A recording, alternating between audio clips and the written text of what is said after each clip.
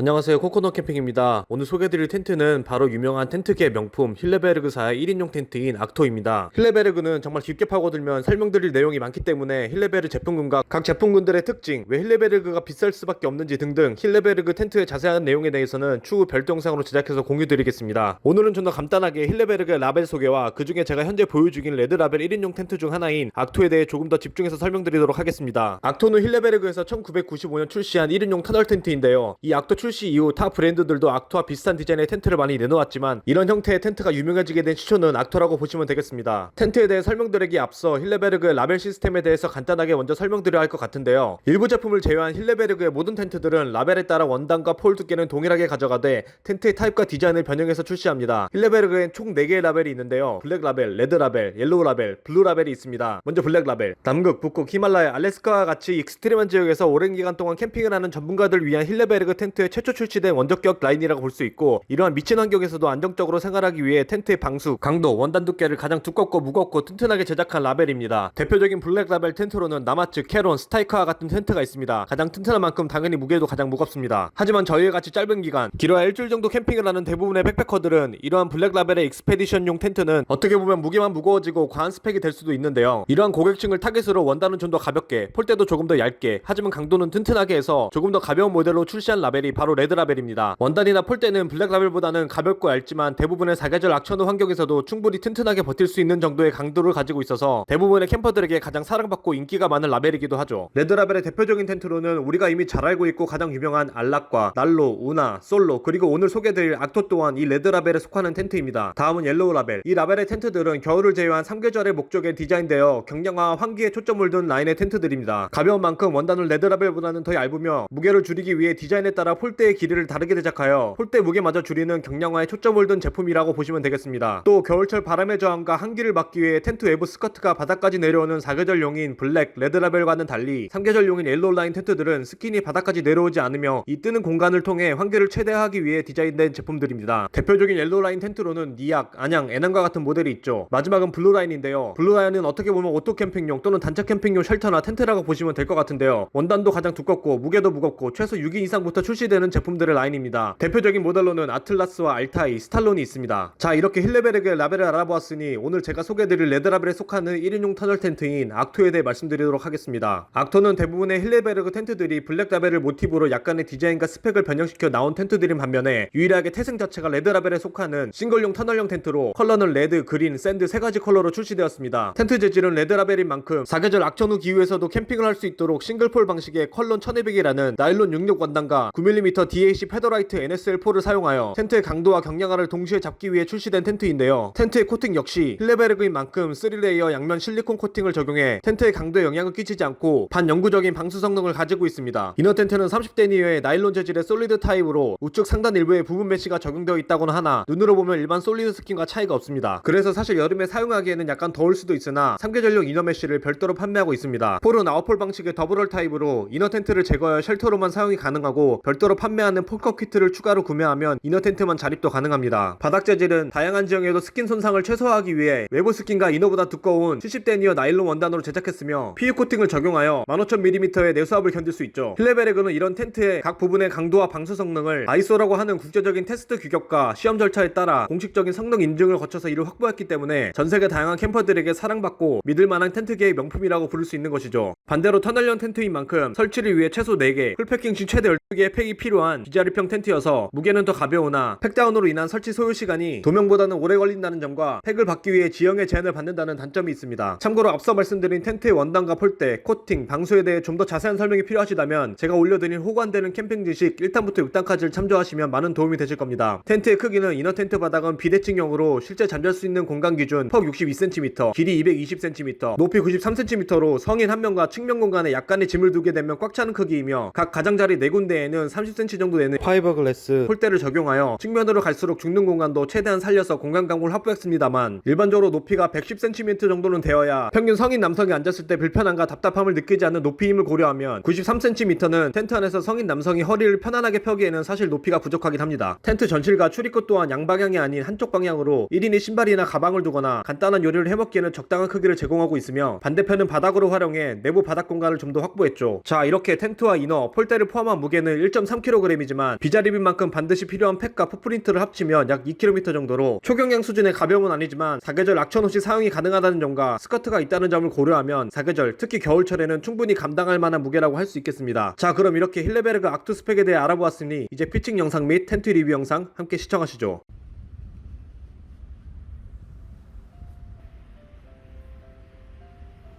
먼저 텐트의 모든 구성품을 한번 꺼내 보겠습니다.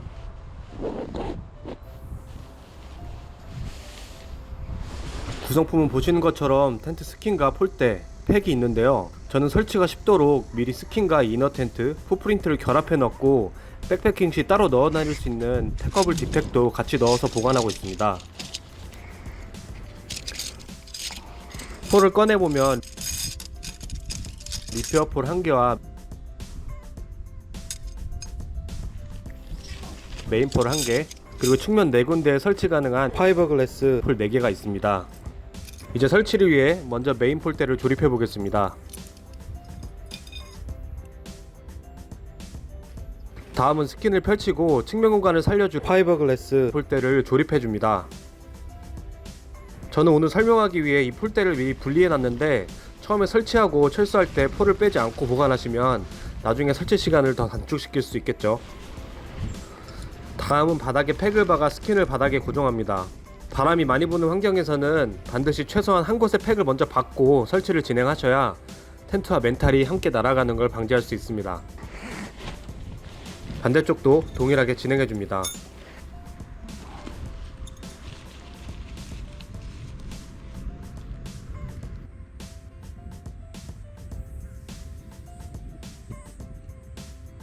다음은 텐트의 메인폴을 텐트 중앙에 삽입해줍니다. 메인폴 대 고정은 폴컵 방식이고 반대쪽은 막혀있고 스트랩을 사용해서 텐트 폴대의 텐션도 조절이 가능합니다. 이렇게 4개의 팩과 중앙폴만 삽입하면 텐트가 우선 자립은 합니다.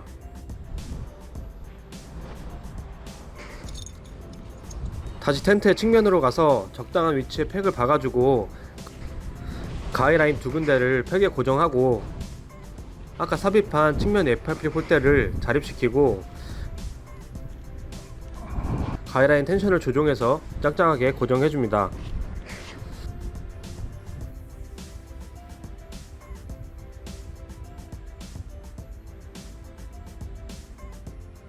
팩은 적당한 위치에 박아주면 되지만 만약 헷갈리신다면 중앙 가이라인 기준 좌우 45도가 되도록 팩을 박고 가이라인을 걸어주시면 됩니다.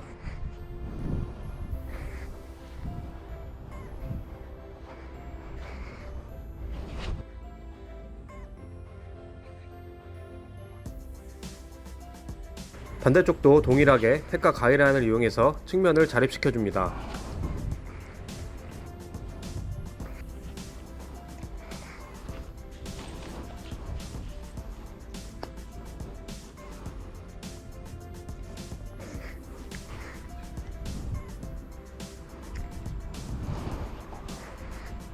이렇게 악토의 설치를 마쳤습니다. 역시 힐레베르그는 고전인 레드가 간진 것 같습니다. 색깔이 정말 예쁘네요.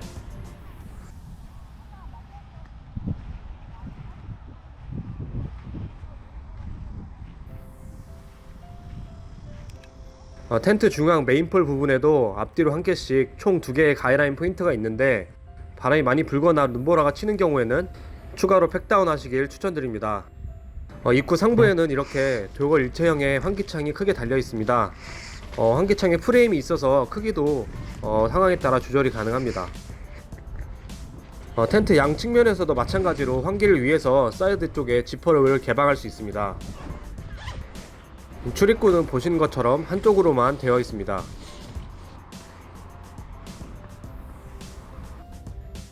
그리고 빗물 투입 방지를 위해서 텐트 플랩도 더 길고 재질도 방수 재질로 이렇게 만들어 놨습니다.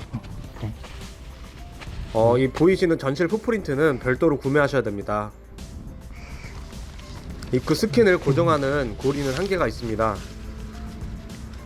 이너는 보시는 것처럼 노란색의 솔리드 스킨이고 설명처럼 우측 상단에 조그만 메쉬 부분을 이너 쪽에서 열 수가 있습니다.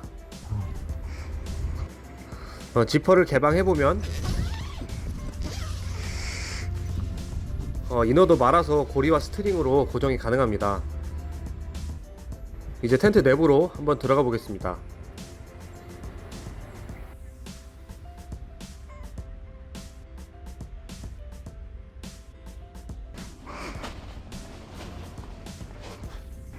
확실히 측면으로 갈수록 높이가 급격하게 낮아지고 약간 답답합니다. 텐트 내부 환기용으로 저렇게 지퍼를 여닫을 수 있습니다. 지퍼 크기도 겨울철에 장갑을 끼고도 쉽게 여닫을 수 있도록 크게 제작했네요. 내부 사이드 쪽으로는 별도 환기 가능한 지퍼가 없이 막혀 있습니다. 랜턴 고리는 텐트 중앙에 2개가 달려 있네요.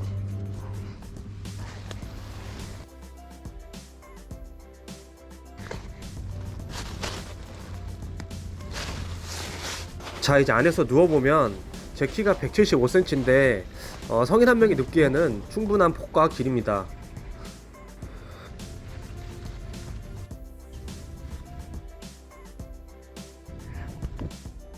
또 저기 측면에 보이시는 저 공간에도 가방이나 디팩과 같은 소지품을 놓기에 적당한 크기를 제공하고 있습니다. 전실에도 신발을 놓거나 혼자서 간단히 요리를 해먹기에는 충분한 공간입니다. 보시는 것처럼 안에 앉아있는 게 허리를 완전히 펼 수 없는 게 보이시죠? 오래 앉아있으면 확실히 좀 불편할 것 같긴 합니다.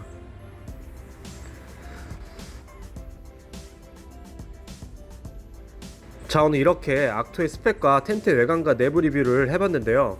사계절 전천후에 사용 가능한 1인용 터널용 텐트로 팩은 많이 필요하고 개인적으로 텐트 구조상 환기에는 조금 약할 수도 있다고 생각합니다만 약 2kg의 무게에도 악천후 기후에도 튼튼하게 버틸 수 있어서 동계에는 충분히 가지고 다닐 만한 단점보다는 장점이 많은 텐트라고 생각합니다.